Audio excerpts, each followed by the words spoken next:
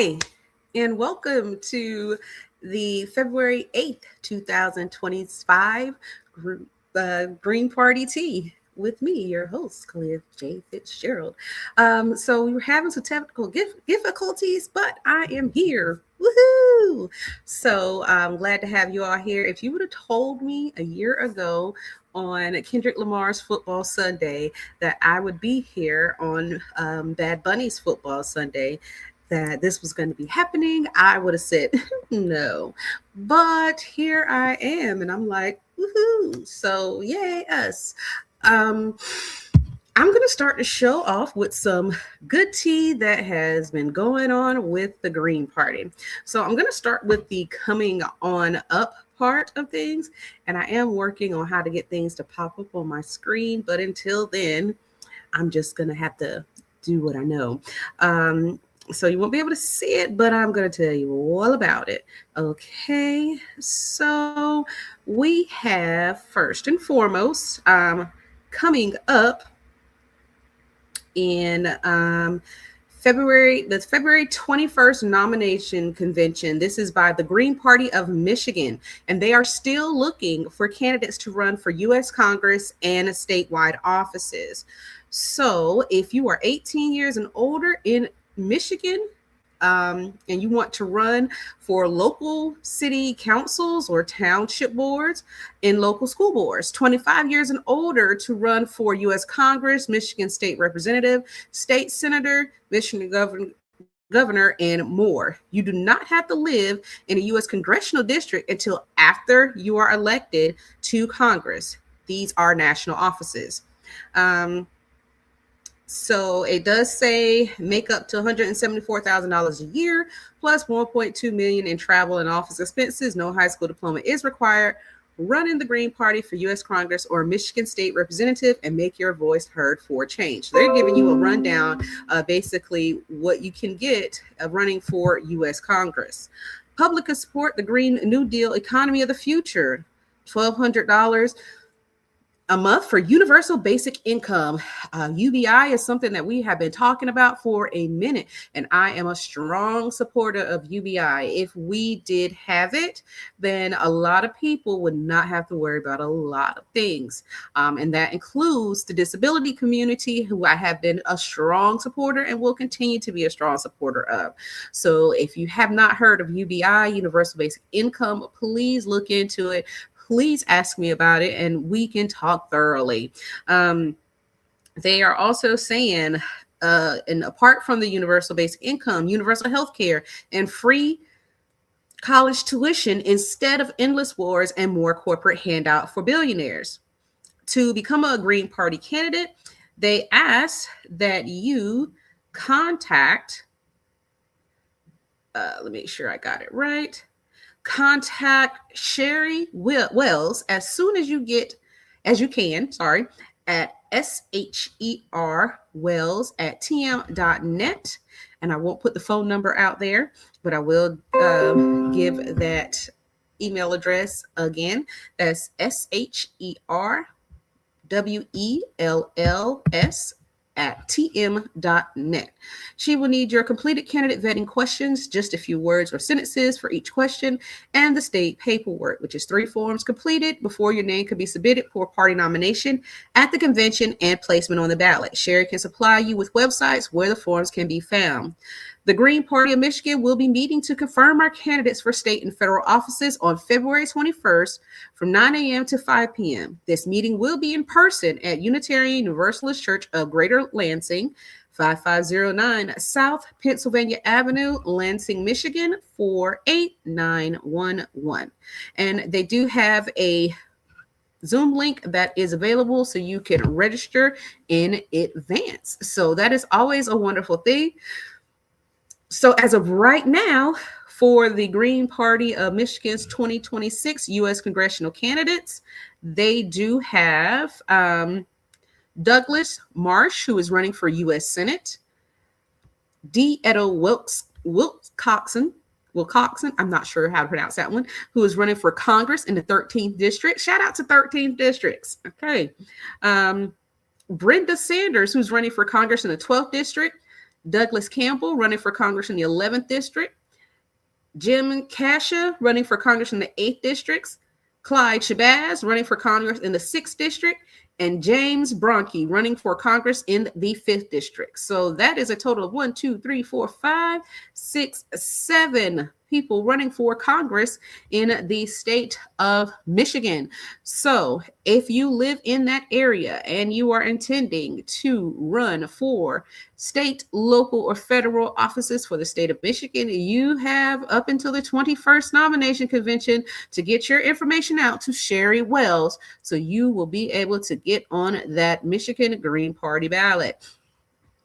All righty. Well, yesterday was also a big day for a lot of folks in the Green Party. So first up, we're going to talk about what I know at the convention, which happened in Illinois. Told you a lot of things are happening, guys. Illinois had their convention yesterday, which actually caused the Green live stream to be hosted earlier today, which I did get to watch, by the way.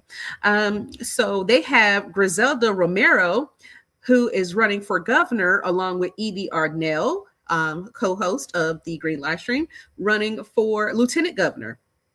They had Timmy Pappas running for state treasurer. Anna Scheiffelbaum running for state comptroller, not controller, comptroller, Comptroller. Okay. Jeff Scheiffelbaum running for Secretary of State. Joe Harrington running for U.S. Senate. And Alexandria Keating Sophocus running for U.S. House District 10. All right. So Illinois has their slate of candidates, and they are asking for help with signatures to get on the ballot. So if you are in the Illinois area, please reach out to the Green Party so that you could help them with their attempts to get on the ballot. Whatever you can do, it would be much appreciated by the candidates for Illinois to make sure that they are able to get on the ballot so people can see that we as Green Party members don't just come around every 4 years. We are actually there all the time. So do what you can, put it in there. Let's make sure that they do get on the ballot. And we also had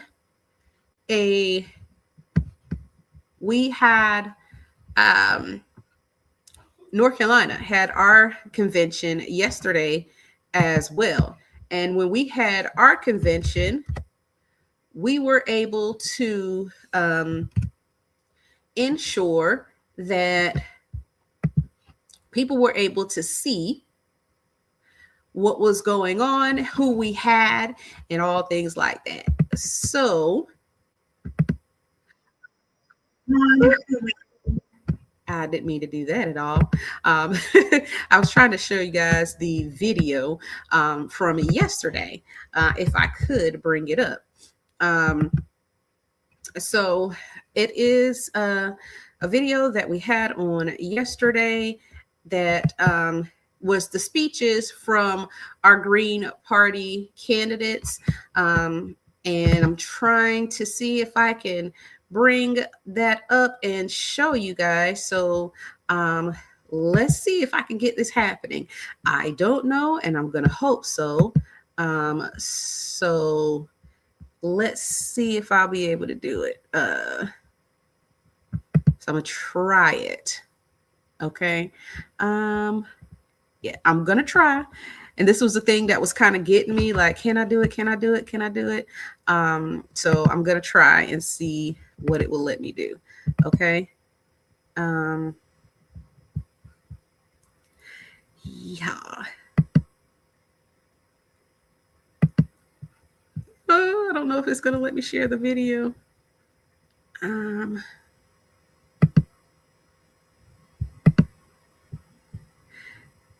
Yeah, I don't know yet. I'm trying it.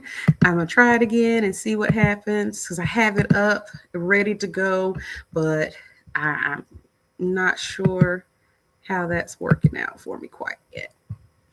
or why it's not allowed me to do it. How should I say that? Okay. Um,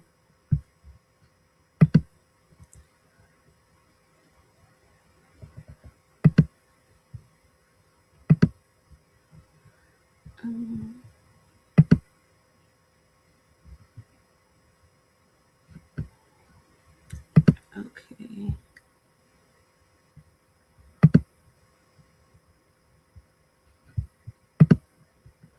Okay, let me see if it's gonna let me do it here.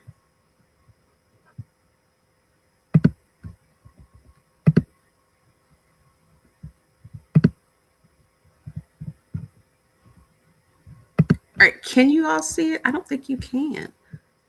I don't know. Let me see.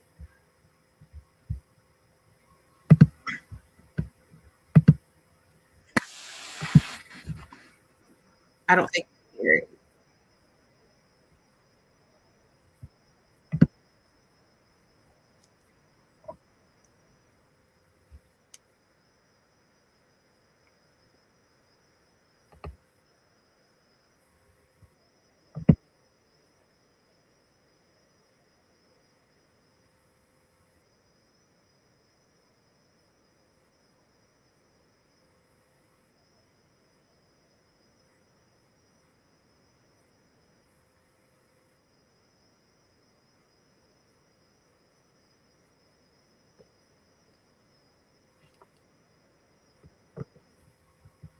So I went to try to see if you guys could see the video, and it wasn't showing it. So I'm gonna try to see if I can find another way to get it on here. Um, but that is essentially what I did want to show you all. So give me a moment. And if I'm able to get it up, cool, cool, cool, cool. But if not, oh well, you know, we tried. How about that? Okay.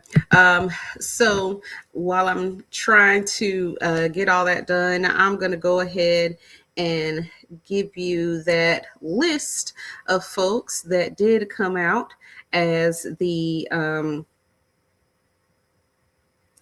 actual people that we were voting to get to where they needed to go. So we had Brian McGinnis for U.S. Senate. We had Michael Dublin for U.S. Congress District 2, Anthony Aguilar for U.S. Congress District 13, Keenan Altick for NC Senate District 32, Janine Kuto for Guilford County Commissioner District 3. We had Jeffrey O'Neill, Craven County Commissioner District 1, Wayne Turner, Chatham County Commissioner District 1, and Joshua Bradley, Raleigh City Council at large. So those were all of the Green Party proposed candidates on the slate, and they were voted in the affirmative for being on the ballot in November. So, like we talked about, I'm not sure how the other states are doing theirs or why theirs are that way, but like we talked about before, North Carolina is considered a new party for the Green Party, although we've had ballot access previously. So we had to have a state convention, and those are the results of the state convention. So I will try to get some the videos and things like that. Maybe I can actually just put a link to the video in the chat, and you guys can watch it whenever you would like, and that would also help. How about that? Instead of sharing the whole video as it is. So I'm gonna go ahead and put that link in the chat for you all. There we go. And that'll be that. So we had some conventions, and they were absolutely amazing. We talked about things that need to happen in our party. We talked about our budget, state of finances, where we were going with things, how we were going to support candidates. We talked about so many things, and I'm pretty sure this happened at other conventions too. They just didn't vote and then go home.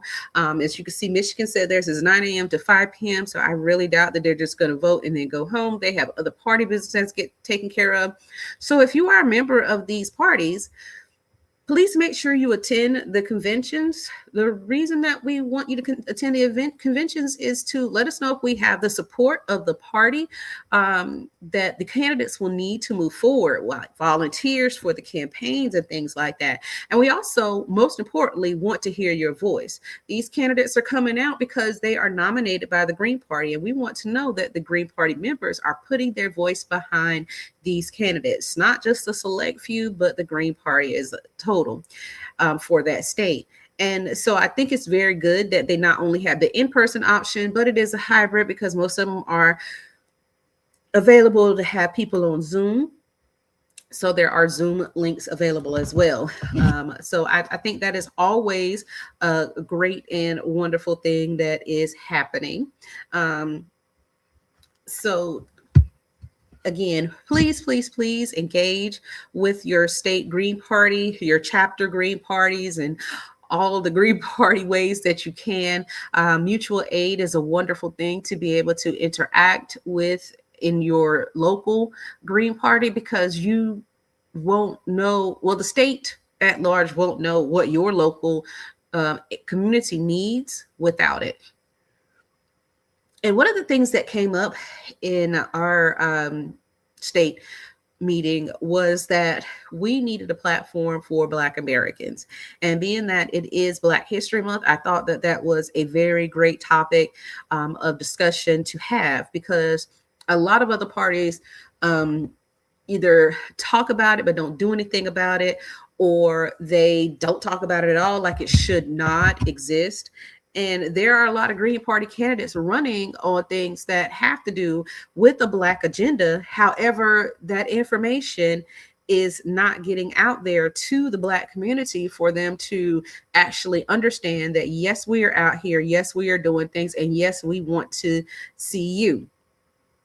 There was a revolutionary rally with Butch Ware in California, and he had some different people on there. I'm just putting that in there because I saw it real quick, and it was yesterday as well from 1 to 4. And he had Roger Walters, Angelica Ross, Lauren Jariku, and Sammy Obeid, who I love. Sammy is a great comedian. You get laughs, you get politics, and you get math all in one. So Sammy is my favorite.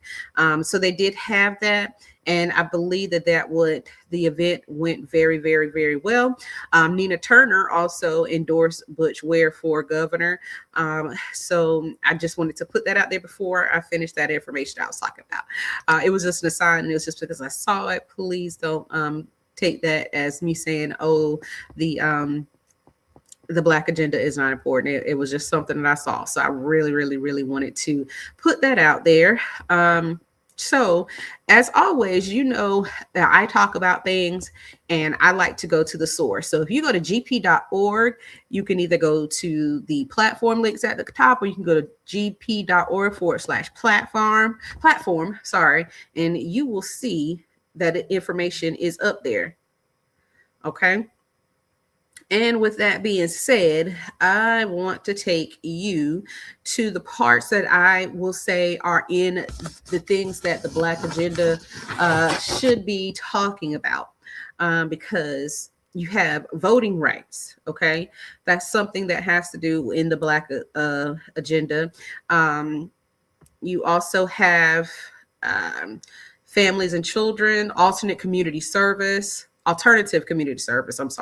human rights, women's rights, a lot of different things that we could and will be going over with. So that's just all in the democracy section. And then you have social justice. And this is where a lot of that Black agenda will be coming in at: civil rights and equal rights, respecting our diversity, social equality, reproductive rights, economic equality, violence and oppression against women, reparations for United States Afro-descendants, Black Americans. Okay. Let's see. There are other things in there under environmental justice and things like that. But I'm just going to go to the social justice part of it. And so that would be in section 2 under social justice, if you will. But and we're going to talk about that. Um, so first, I want to go to the social justice section, and we are going to talk under the reparations portion, because that has been a fight that a lot of our congressmen are willing to take on and have been taken on for a while. Um, and it says under Section 2, Social Justice, Part 3, Reparations and a Black Agenda. The development of the United States was tainted by the displacement of Native Americans and the barbaric institution of slavery built upon the belief in white supremacy, in which we as Greens condemn. In slavery's aftermath, people of color have borne the brunt of violence and discrimination. The Green Party unequivocally condemns these evils, which continue to be a social problem of paramount significance. For reparations, the descendants of enslaved Africans whose ancestors endured centuries of human rights violations, including the transatlantic slave trade, now recognized by the United Nations as a crime against humanity, have legitimate claims to reparations, including monetary compensation. As our nation has done in the past with respect to the Choctaw, the Lakota, and the Lamba, and more recently for Japanese American and European Jewish community, reparations are now due to address the debt still owed to descendants of enslaved Africans. That is there. That is a lineage-based reparations. And for those of you who may not be aware of what exactly that means, it is that you can trace your lineage back to that time. And what I do find wonderful for me is, if you can, I'm gonna try to share it if you can see, but I do have my certification as lineage-based verified. So I have been lineage-based verified since May 12th, 2025. As a verified Black American, I have successfully traced my lineage with federal records to 1865 USA under Black, Colored, Negro, and Mulatto. So I am verified Black American. So I would be able to receive those reparations under this certification. And if you want to know more about that, I would be happy to let you know about it. But that is what we're talking about when we say descendants of enslaved Africans. That would be a lineage-based thing. Number 2, it says we recognize that reparations are a debt, not charity, that is due from the government, corporations, and institutions that profited from slavery and racial exploitation. We believe in evaluating the voices of Black activists and leaders in policy development and decision-making processes within the African American community, whose right to self-determination and autonomy to chart the path to healing we fully recognize as a part of the Black agenda. So what is the Black agenda in terms of the Green Party? This is under that section. Remember, I said Section 2, Part 3. Reparations in the Black agenda. Now we're under Black agenda. Okay. While the specific elements of full and complete reparations are still evolving, the Green Party's existing platform positions already align with many other aspects of the Black agenda. These alignments focus on environmental justice, economic equality, and community health to empower Black communities and address systemic inequalities. We support the following initial steps aligning with the Black agenda. Establish a reparations trust fund financed by recovered wealth and other profits accumulated from the slave trade. Funds will be sourced from recovered wealth amassed by slave trade beneficiaries, corporations that profited from racial exploitation, and potential taxes on wealth accumulated through historical systemic disparities. Descendants of enslaved Africans, through their chosen representatives and organizations, will have a central role in shaping the calculation, distribution, and use of the reparations trust fund. We recognize that money is the governing factor and that our privately owned debt-based financial system is rooted in the exploitation of people and the planet. It has perpetuated the legacy of colonialism, slavery, and systemic discrimination. To achieve true equity and sustainability, we must fundamentally transform our nation's current monetary system to a public asset based system. This will enable our elected representatives to address all the economic injustices, including nurturing Black businesses, closing the racial wealth gap, providing crucial financial resources and support services directly to Black entrepreneurs and cooperatives, empowering us to thrive and contribute to the economic well being of our communities. We recognize that full employment and a national minimum wage are essential to achieving both economic justice and environmental sustainability.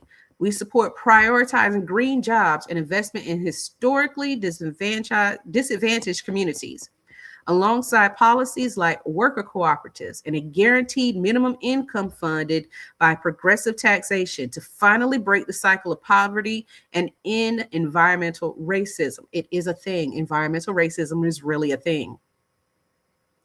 Work to initiate the repeal of slave clauses within the U.S. Constitution. They contribute to ongoing racial disparities, mass incarceration, and other injustices.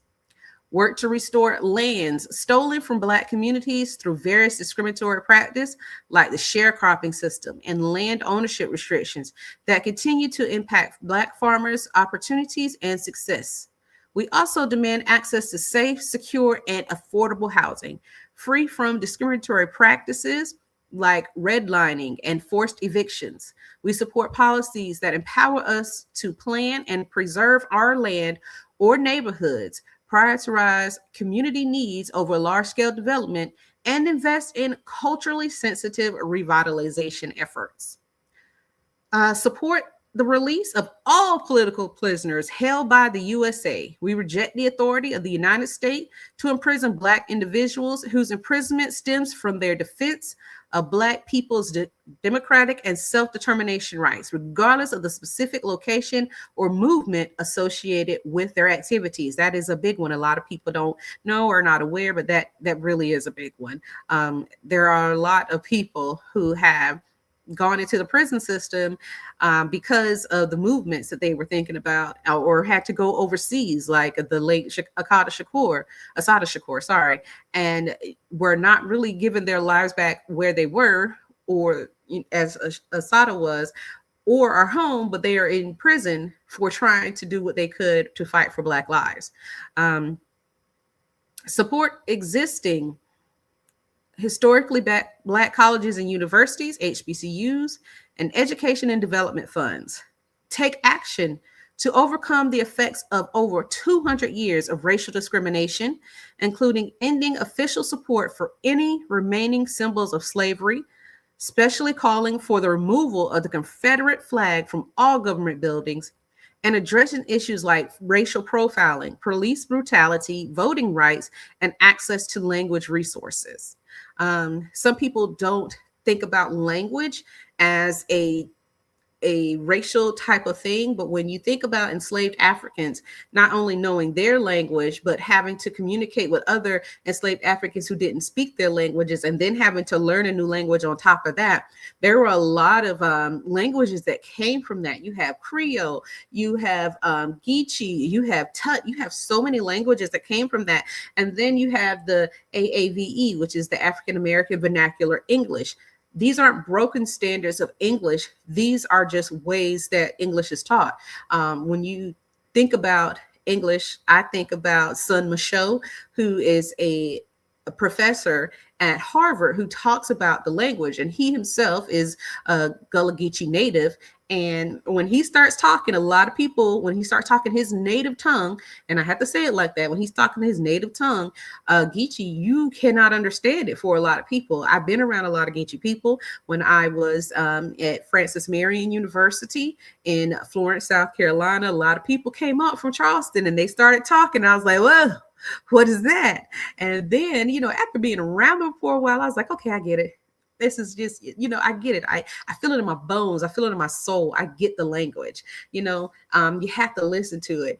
And a lot of things even that we say today, we are taking the AAV out of it and we're saying, oh, this is Gen Z slang, and it's not. This is a completely different language.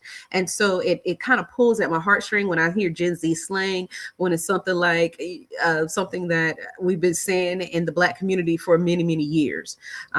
So I there's a language thing, and I'm not going to have a language show because I did go to school for English, and I have a really good love for the English language. So, and all its varieties. I'll say that, for all its varieties, because if you go to speak to somebody from one part of the country to another part of the country, no one speaks English the same. And that is why you really can't make English the actual, how should I say it? The language of the country, because nobody's going to speak English the same way. You go to New York, you go to New Jersey, that's not the same English. You know what I'm saying? So it's very different. So language is in and of itself just something that has a lot of racial pull to it, and people really have to understand that. So when people are saying that there is racial discrimination in language, there is, especially in the speech community. When children are saying, go close that door over there, and they try to say, oh, that's bad English.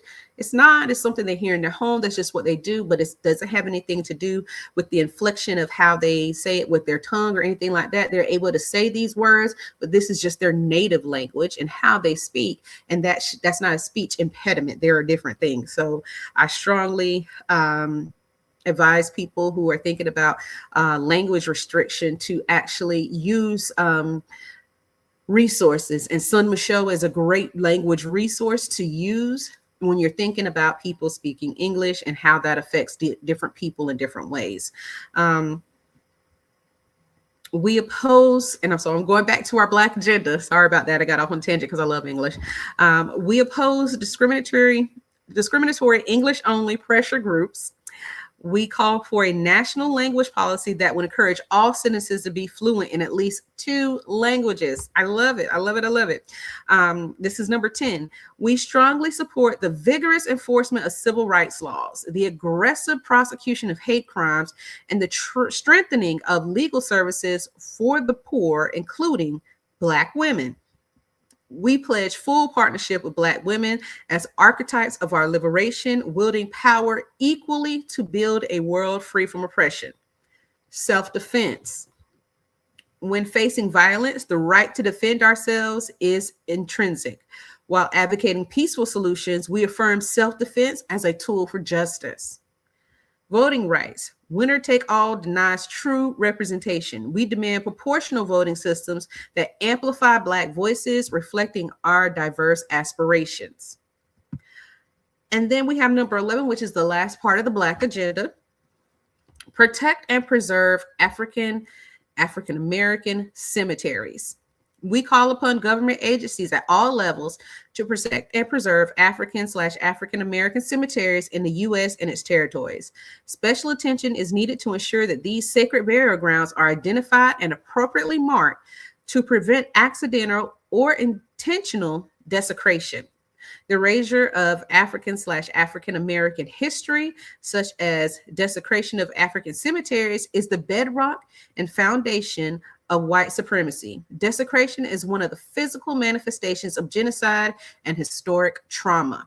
The Green Party calls for the immediate cessation of any and all drilling, excavation, and or digging of soils in all African American cemeteries in the U.S.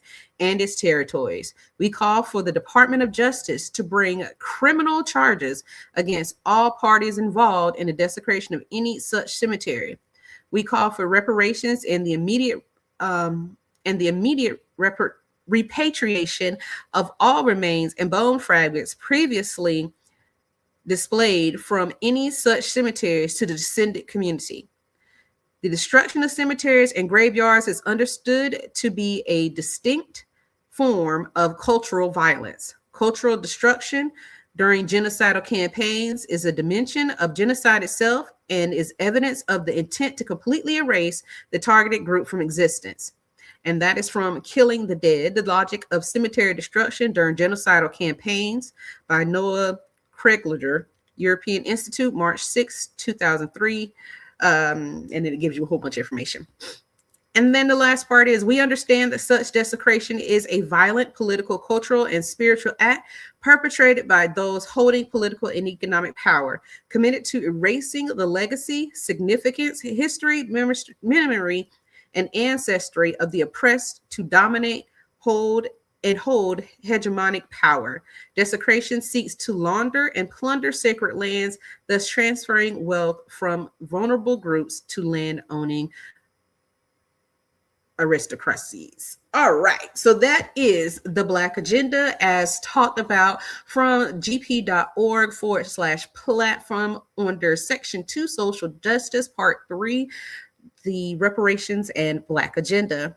So that was said as this came up during our state convention, that there needed to be a Black agenda for Black community in the Green Party. And there is one. We do have a basis for one, and it is time for states to start talking about it, as we talked about everything. As you can see in that last part, this also stems to other places. When I talked about going to Francis Marion and seeing, my Gullah Geechee friends and classmates, there was a cemetery actually on campus that were from enslaved people.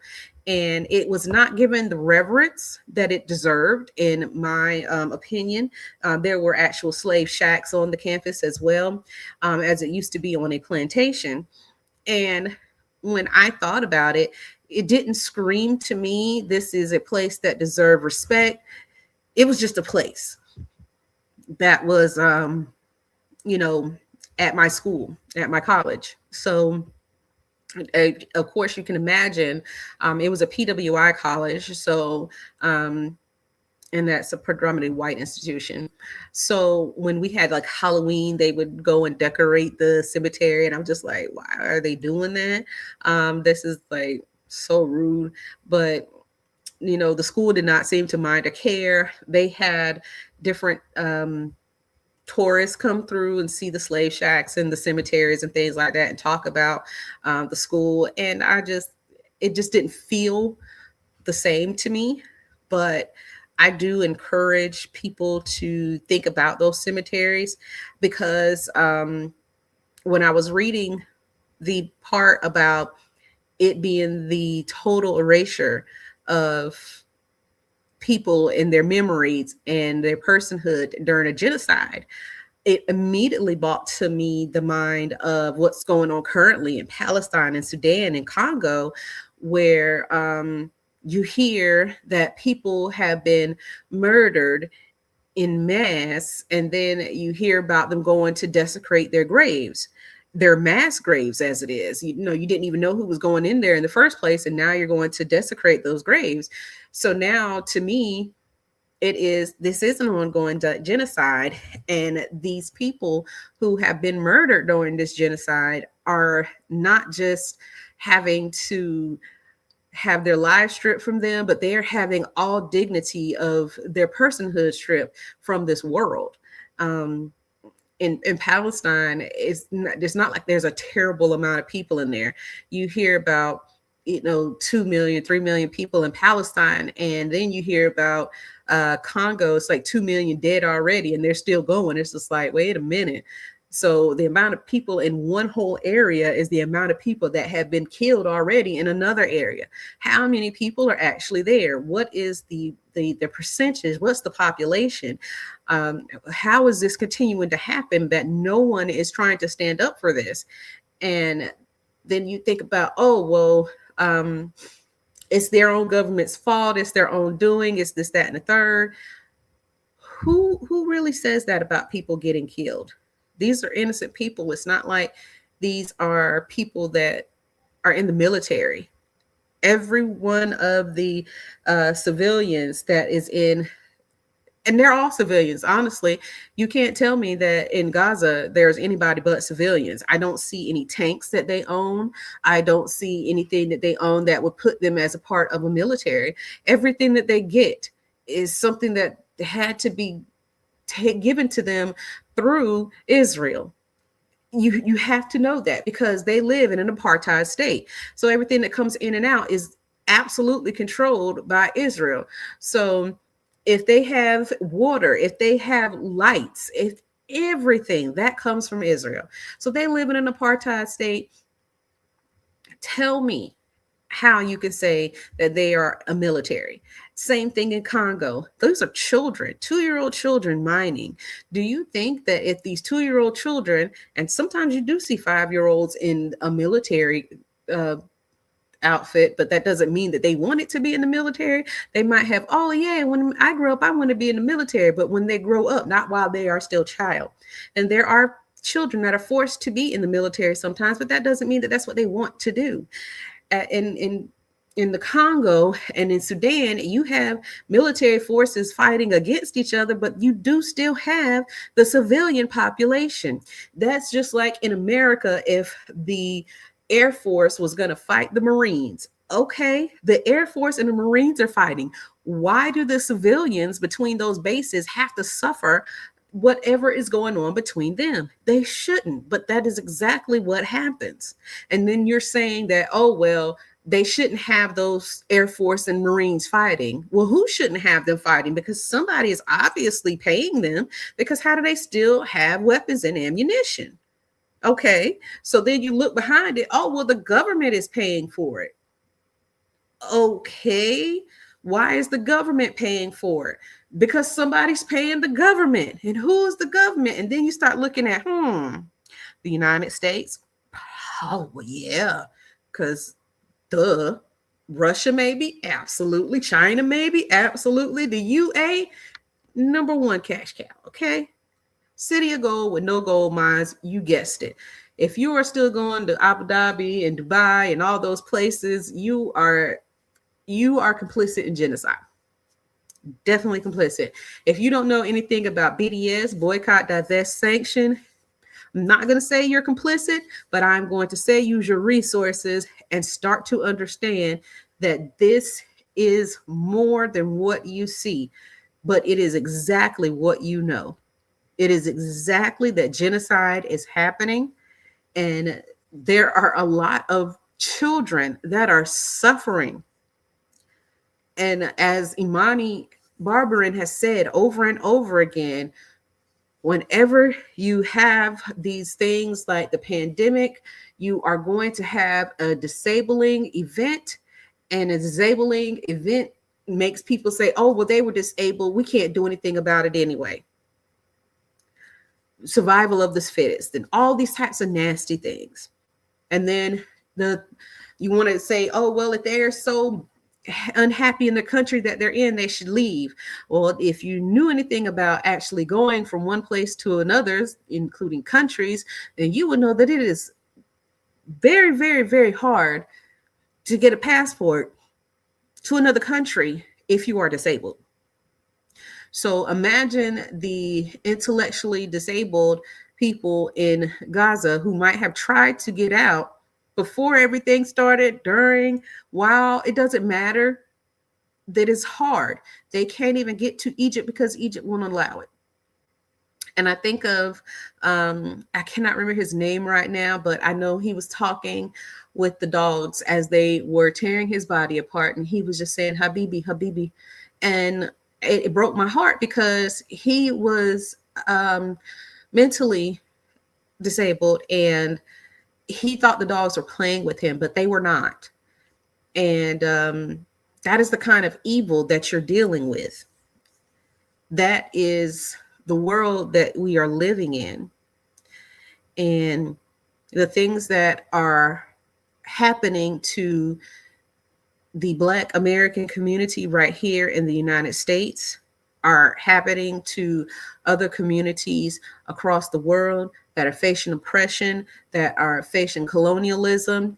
And it all started with the genocide of Native Americans right here in the US, the indigenous population.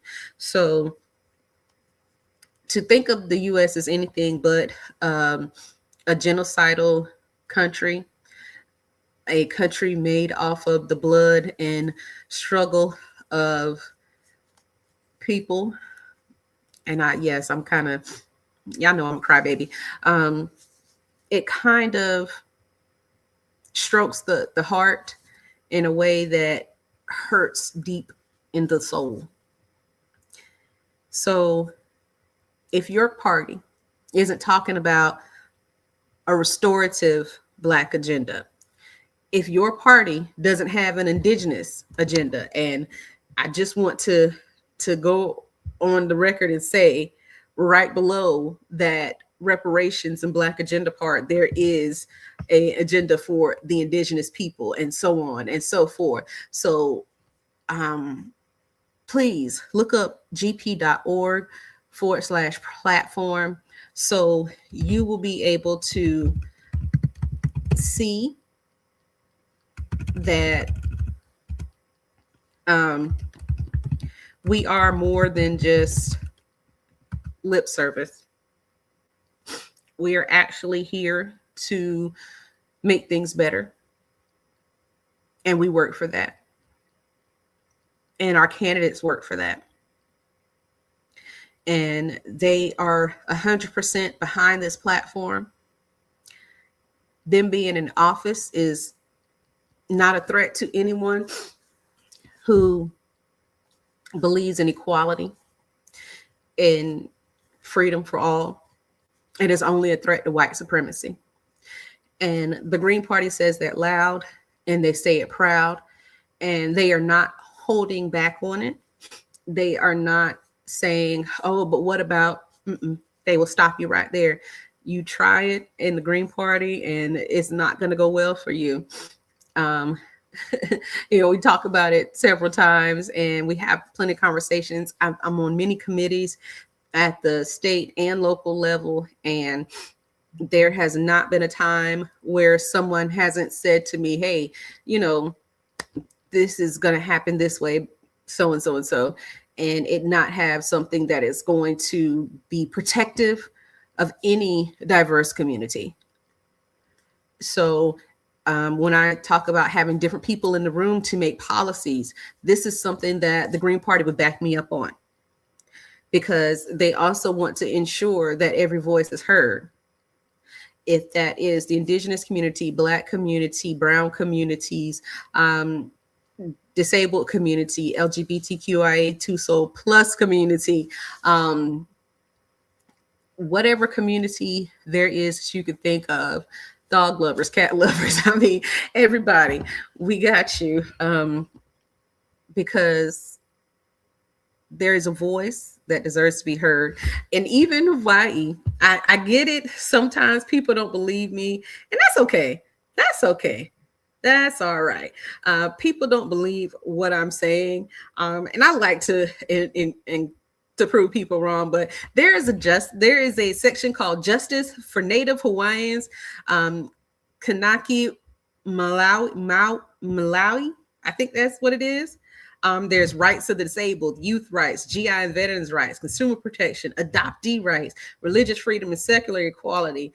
There's a lot. Pathway to citizenship. So when you go under that social justice part, find yourself, find you, and know that the Green Party has your back. And that's what I like to see. I like a party that's going to have me already as a thought and not as an afterthought because I had to say something. I like a party that knows that I am worthy of being put first. I like a party that says that I can do and I have their backing. And I know that seems like all the same thing, but it's actually not. Because when you're from a community you're from a country and a place that has always put you last.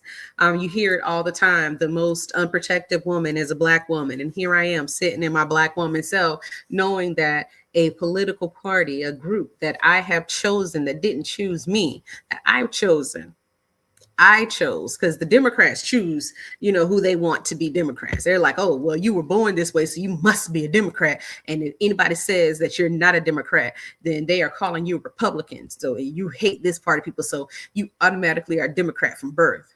No, I got to choose the Green Party. I got to see my worth in the Green Party. I got to see that there is politics out there that aligns with who I am, not just as a Black woman, but as a person with moral values. And I'm able to spread that to other people in my community and say, hey, you know what? You don't have to be in this particular group or stuck in this place or forced to vote for people that you do not think are right for you, who have done nothing for you for years and years and years. Okay. So with that being said, I hope that there are more people that will see this Black agenda. They will see that these conventions happen, and they will see the Black faces that are coming out of the Green Party and know that there is representation as well. There are Indigenous representation. There is Latino representation. There's representation from all over. You have diversity. Diversity is queen. You thought I was gonna say king, but I said diversity is queen. So, and when you think about chess, the queen is the best player on the board. So we'll say diversity is queen, and that is the Green Party way. That is the way, as my son would like to say from his favorite actor. Mr. Michael B. Jordan. Shout out to Sinners. Gotta love that movie. And Ryan Coogler, who is definitely Black history. So as this is Black History Month, and so many things are going on in this Black History Month, including our incredibly pooper in chief, Trump, who has done some of the most incredulous things that I could think of, and including the disgusting photos he released. To my community, I say, if it don't apply, let it fly. The more you react about it, the worse it's going to be. You can do the outrage and everything, but understand it is rage baiting, and you don't have to get involved in it. You can say it's been done before while he was president, and it's no coincidence that it's being done again during Trump's presidency again. Also, no coincidence that these Epstein files have come out, sharing certain things. If you did not watch the Green live stream earlier today when they were talking about Pizzagate, Hillary Clinton was talking about pizza parties and hot dogs at the White House with Barack Obama. So it all leads back to Epstein Island, I suppose. Anything that you want to know is out there. And I am starting to really believe that most of these conspiracy theories, except for flat earthers, I'm never going to get on that bandwagon. You can't make me. Okay. I think that would be the last one I do, but I'm beginning to think a lot of these conspiracy theories have some truth into it. I'm like, I'm not even gonna say all of them out loud, but goodness gracious, Epstein Island was a conspiracy theory that no one thought was true until it was true, and now I don't even not believe anymore. And I know that's a word salad thing, but I might just believe that Epstein is over there in Israel somewhere, and he's got all the other secrets and videos ready to come out, and that's why we're not doing anything, because nobody wants to be caught. So I mean, Epstein Island, ladies and gentlemen, it's not even funny. It's horribly wrong. However, it is what America has allowed to happen, to shelter the wealthy. So if you want politicians that do not shelter the wealthy because they don't have to, because they don't get donations from, corporations or APAC or any of these other people, then you definitely want to have Green Party candidates who can say, I only get donations from the people, by the people, for the people. And that's it. That would be Green Party candidates for you. So, speaking of, we are going to have some things going on next week. And I'm actually going to Oklahoma to see my son. Woohoo! Let me see if I'm going to be back in time. So before I say anything about next week, okay, let me second. So no, I won't be here next Sunday, ladies and gentlemen, because I will be on my way back from Oklahoma. I'll be on the plane at 6 p.m. next weekend, so I won't be here. I might pre-record a show and put it on for you guys if I might do that. But yeah, I won't be here live next Sunday because my son is graduating in Oklahoma, and me, my husband, and my daughter-in-law. I have a daughter-in-law. I'm getting old, people.